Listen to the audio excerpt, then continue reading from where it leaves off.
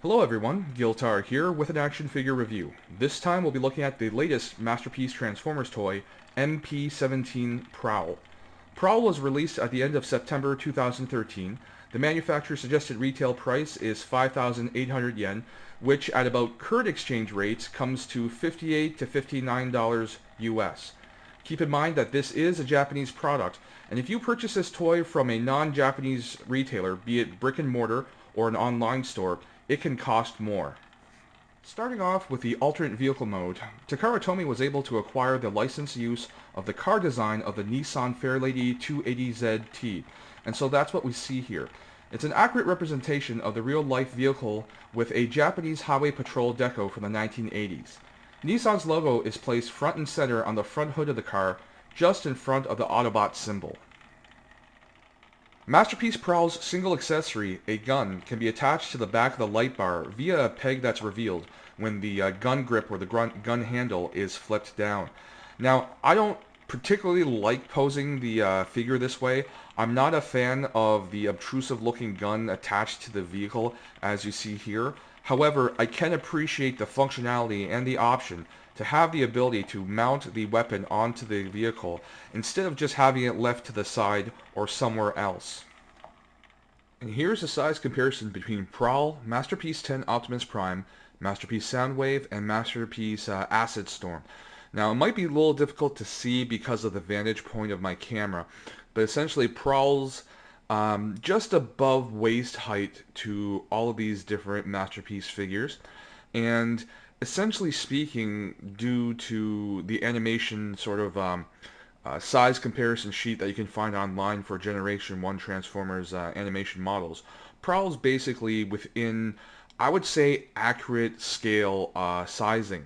In the cartoon, even though there was numerous animation errors, generally speaking, Prowl should only come up to about the waist or just above the waist of characters such as Optimus Prime or Soundwave. And here's a size comparison between Prowl and a sort of a mainstream modern Transformers toy. This is Fall of Cybertron Voyager class Blaster. Here is another size comparison, this time in vehicle mode with MP-10 Optimus Prime. While I don't have it present, the trailer for MP-10 is actually able to accommodate MP Prowl. Transformation to robot mode is actually quite straightforward, but also involved. Perhaps the trickiest part of the transformation involves the lower legs, where you do have some concealed multiple or combination joints that you have to work with to free some of the parts up. Now, very much like Masterpiece Lambor, otherwise known as Sideswipe, the transformation process is actually quite intuitive. It flows very well from one component to the other, and it feels, I guess for a lack of a better term, very naturalistic. Now, articulation from top to bottom begins with a hinge at the base of the head and a swivel at the base of the neck. We have ball-jointed shoulders, hinges and swivels at the biceps, hinged elbows, swivel wrists, hinged knuckles allowing all four fingers to move as a single sculpted unit, a swivel waist, hinges and swivels at the hips, swivels at the upper thighs, double hinged knees, and finally multiple swivel ankle joint assembly. And as you can see here, Masterpiece Prowl has shoulder cannons that can be deployed. Now these parts have two hinge joints allowing them to be folded away when in vehicle mode or when you want to have them concealed in robot mode. Due to the hinges, you can actually pose them in a variety of ways. As for my overall thoughts on the toy, I'll start off with aesthetics. Undoubtedly, this is my definitive Generation 1 Prowl toy. Once again, TakaraTomy's toy designers have translated an ideal image of a Generation 1 character and its toy into a contemporary representation using all of the design and engineering resources available to modern toy designers. For me, it captures the character design essence of Generation 1 Prowl.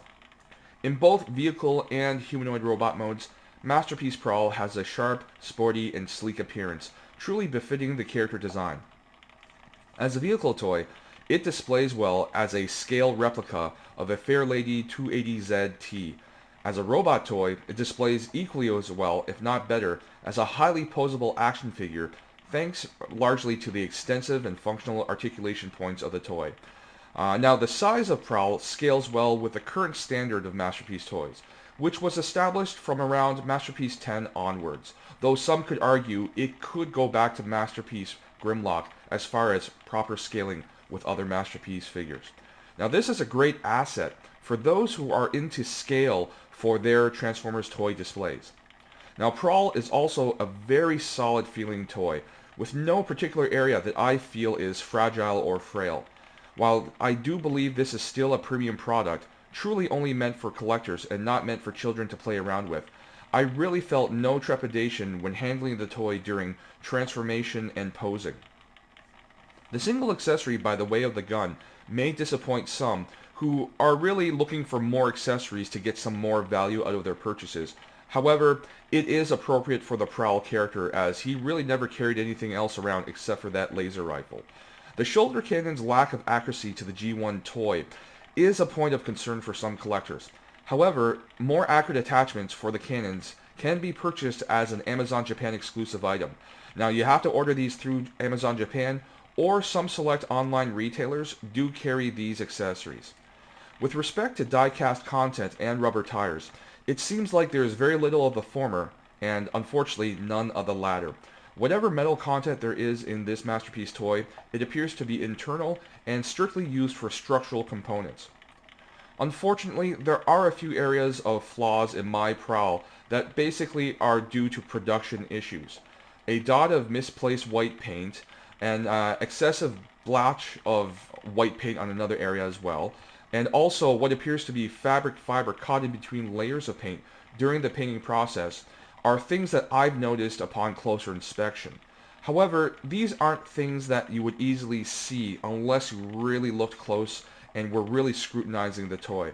I have seen one other review, which was a pictorial review, that had similar issues with paint application. Now, I will be honest and say that this is definitely an area of disappointment in an otherwise wonderful Masterpiece product. Perhaps I'm unlucky, but such production flaws do remind me of the plague of production errors that Masterpiece Lambor suffered from during its initial production run. Ultimately, I do recommend Masterpiece Prowl, especially to any fan of either the Masterpiece line of products or Generation 1 characters. The design of the toy, once again, really captures the essential elements of the Generation 1 Prowl character design. It's totally functional as a posable figure for display. If you don't mind, you could even play around with it as a toy because, it is a solid feeling figure. However, overall, to me, aside from the production issues, it really hit out of the ballpark. It definitely met and exceeded my expectations for this. Fortunately, I was able to get this particular toy at a very nice discount through Hobby Link Japan, and even including the express shipping option, this only cost me about $60 Canadian and arrived within 2 days of ordering, or rather shipping it from the warehouse. So once again, overall, I definitely recommend this product. As always, thank you very much for watching. I hope you guys have a great day, and see you at the next video.